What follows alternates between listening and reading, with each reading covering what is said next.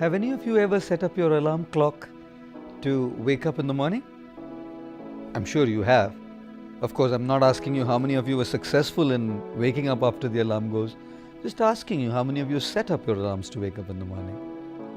It's quite amazing to see the different reactions of different individuals when the alarm goes.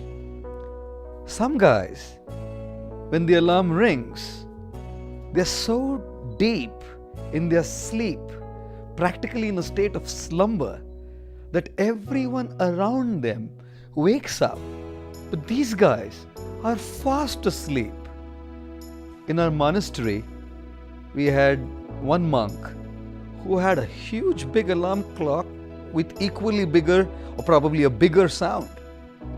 And we had a rule in our monastery that no one would set an alarm before 4 in the morning.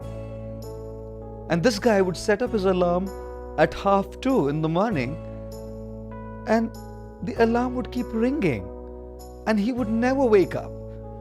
Most of our monks would be so dead tired that they wouldn't even bother, and they would just continue sleeping although disturbed.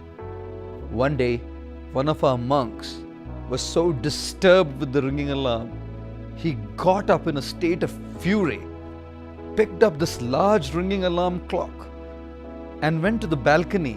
Our monastery is on the 2nd floor, and threw the alarm clock across our courtyard on the street just facing our monastery. The alarm clock hit the street, broke open into 2 pieces, yet continued ringing aloud. The whole neighborhood got up, but the guy who set the alarm clock was still fast asleep in a state of slumber. I call these guys the sleepers. The second type are those who, when the alarm rings, say, "Let me sleep for 5 minutes more." These guys profusely express their gratitude to God for having inspired that gentleman who invented the snooze button. I'm sure some of you are nodding. When people keep just snoozing 5 more minutes, another 5 minutes, another 5 minutes. But at least these guys, at the 4th or the 5th snooze, wake up. I call these guys the snoozers. The third category is of those guys who at the first ring of the alarm wake up. They continue sitting in their bed though, completely confused, lost, asking themselves, "Who am I? What is the purpose of my life? Why did I set the alarm in the first place?" And then conveniently they turn the alarm off and go back to sleep again. I call these guys the fallers. Not the fallers in the North American sense, as in the guys who fell trees, but fallers as in the guys who wake up and fall back to sleep. And then the 4th guys are those who, when they hear the alarm, the first ring, actually wake up, get out of bed and hit the floor to start with their day-to-day activities. Ladies and gentlemen, my question to all of you is, which one of these 4 are you? In terms of actually waking up when the alarm rings, let's start going to level 4. I call them the wakers, who actually wake up as soon as the alarm rings. Spiritual wisdom is like an alarm. The alarm of spiritual wisdom is meant to awaken us internally so that we can make proper choices. We can think right, do right, and live right. And when the spiritual wisdom alarm clock rings, there are 4 types of reactions again. The first are the sleepers.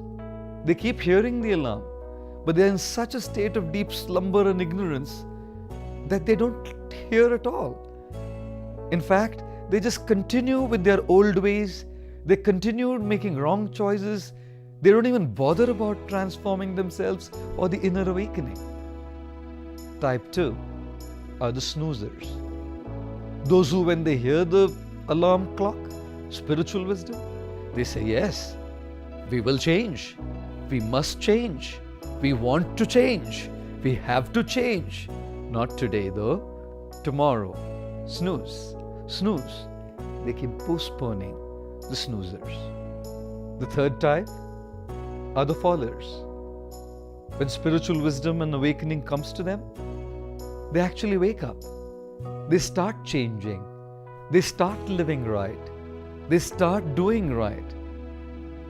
But then, for some reason, they go back to their old ways, wrong ways, complacent ways, lethargic ways, not so right ways.